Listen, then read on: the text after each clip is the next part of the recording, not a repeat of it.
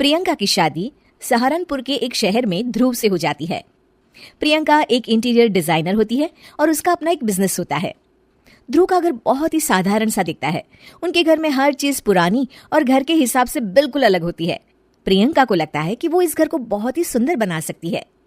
ध्रुव, ये घर बहुत ही पुराने तरीके से डेकोरेटेड है। अच्छा, मुझे तो नहीं लगता। कभी ध्यान दोगे तो लगेगा ना। ऐसा लगता है कि हम शहर में रहकर भी गांव में रहते हैं। अच्छा, तो इस दिवाली तुम्हारे मनपसंद कलर से पेंट करवा देंगे, ठीक है? ओहो, पेंट से क्या होगा? ये फर्नीचर इतना पुराना हो गया है, खुद कह देता होगा कभी तो, भगवान के लिए बदल दो, भगवान के लिए मुझे बदल दो। कुछ भी बोलती हो तुम प्रियंका। अरे कितना सुंदर लगता है ये सोफा।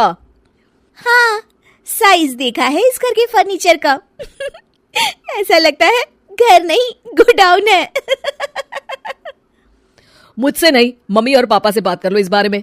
ये सब उन्हीं की पसंद का आया है। हाँ, तभी तो इतना ओल्ड फैशन है। कुछ कहा क्या? अरे कुछ नहीं। आप जाइए, ऑफिस जाइए। ध्रुव ऑफिस चला जाता है और प्रियंका अपनी सास से बात करने की सोचती है। मम्मी जी, मैं क्या सोच रही थी कि अगर हम इस संदूक को यहाँ से हटा दें तो काफी जगह बच जाएगी ना। हाँ, इसे हटा देंगे और सामान कहाँ रखेंगे? अपने सर पर? अरे मम्मी जी, आप ऐसी बातें क्यों कर रही हैं? देखिए ना, उसमें से एक भी चीज तो काम की है नहीं, तो क्यों ना हम उसे बेच दें। नहीं बहू, उसमें हमारे पुराने घर का बहुत ही अच्छा सामान है। पापा जी, ये घर भी तो पुराना ही लगता है। एक दिन प्रियंका की सहेली प्रिया उसके घर आती है। प्रिया घर को देखकर हंस पड़ती है।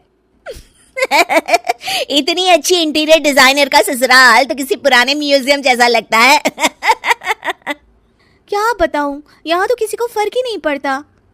अरे जब सीधी उंगली से घी ना निकले ना तो उंगली टेढ़ी कर लेनी चाहिए। हाँ, शायद तो ठीक कह रही है। अगले दिन प्रियंका की सास सोफे पर बैठी होती है तो देखती है कि सोफे का कपड़ा नीचे से फट गया है। अरे ये क्या, ये कपड़ा कैसे फट गया? मम्मी जी, मुझे लगता है कि ये किसी चूहे का काम है। क्या? चूहा? फिर से? सास सोफे पर चढ़ जाती है। अब तो मम्मी जी चूहा इस सोफे में अपना घर बना लेगा। क्या? तो क्या करे बहू, तू ही कुछ सुझाव देना। मम्मी जी, हमें स्टील वाले छोटे सोफे बना लेने चाहिए ताकि चूहे को घर बनाने के लिए जगह ही ना मिले। तू सही कह रही है बहू, मैं अभी तेरे ससुर को बोलती हूँ नए सोफे लाने के लिए। मम्मी जी, नए सोफे लाने की कोई जरूरत नहीं है, हम इन्हीं से सोफे बना सकते हैं, आप बस देखती जाइए। प्रियंका सोफे तो नए बना लेती है, पर अब उसमें सिर्फ 2 ही लोगों के बैठने की जगह होती है। अरे ये क्या, इसमें तो बस 2 ही लोग बैठ सकते हैं। अरे बहू, तुझे तो पता ही है हमारे घर कोई ना कोई आता ही रहता है। इतनी सी जगह में हम कहाँ बिठाएंगे उन्हें? अरे मम्मी जी, आप चिंता मत कीजिए, उसका भी इंतजाम हो गया है। मैंने इस संदूक के ऊपर गद्दा लगवा दिया है और इसे पेंट करवा दिया है। ध्रुव उस पर बैठने की कोशिश करता है, पर संदूक की ऊंचाई ज्यादा होती है, इसलिए उसे बैठने में दिक्कत हो रही होती है। प्रियंका, कम से कम ये तो देखती कि संदूक की लंबाई कितनी ज्यादा है। ये बैठने में बिल्कुल भी कंफर्टेबल नहीं है। अरे आप भी ना, ये आजकल ट्रेंड में है, आपको तो कुछ पता ही नहीं है। प्रियंका धीरे धीरे घर की पूरी काया पलट कर देती है। एक दिन प्रियंका के ससुर के कुछ दोस्त घर पर आते हैं। नमस्ते बेटा, कैसी हो तुम? जी मैं ठीक हूँ अंकल जी, आप कैसे हैं? आइए आइए, अंदर आइए।